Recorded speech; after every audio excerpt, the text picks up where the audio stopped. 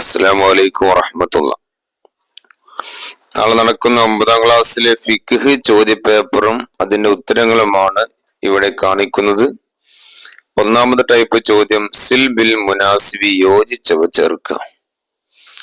6 ചോദ്യങ്ങളാണ് ഉണ്ടാവുക.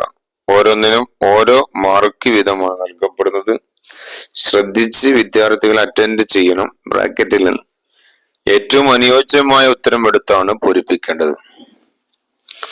2 ഉക്തുബുൽ ഇസ്നൈനി, 2 കാര്യങ്ങൾ എഴുതുക. ഓരോന്നിനും 2 മാർക്ക് വീതമാണ് നൽകുന്നത്. 3 അജ്ബ്, ഉത്തരം എഴുതുക. 5 ചോദ്യങ്ങളാണ് ഉണ്ടാവുക. ഓരോന്നിനും 3 മാർക്ക് വീതം. 4 അരിഫ്, വ്യക്തമാക്കുക. 4 ചോദ്യങ്ങളാണ്, അതിന് ഓരോന്നിനും 3 മാർക്ക് വീതം. 5-മത്തത് പൂരിപ്പിക്കുക. കമ്മിൽ 5 മാർക്കാണ്. 6 തർജിം, അർത്ഥം എഴുതുക. അർത്ഥം അറബി മലയാളത്തിൽ എഴുതാൻ ശ്രദ്ധിക്കേണ്ടതാണ്.